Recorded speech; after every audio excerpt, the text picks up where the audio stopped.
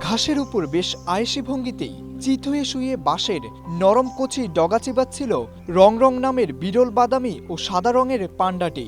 কিন্তু তাতেও যেন তার ক্লান্তি। ভিডিওটিতে দেখা যায় খুঁতখুঁতে স্বভাবের এই পান্ডা এক কামড়ে কচি বাঁশের একটি ডগাকে দুভাগ করে ফেলল। এরপর সেখান থেকেই নিচের শক্ত অংশটি ফেলে দিয়ে শুধু নরম ডগাটি কামড় দিয়ে খেল।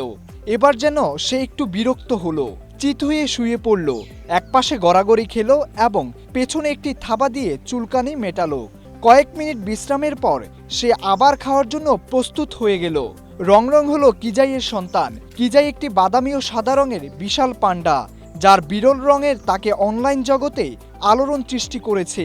পান্ডাটির বয়স প্রায় 4 বছর। ভিডিওটি উত্তর পশ্চিম চীনের কিনলিং জায়ান্ট পান্ডা গবেষণা কেন্দ্রের একটি বিশাল পান্ডা।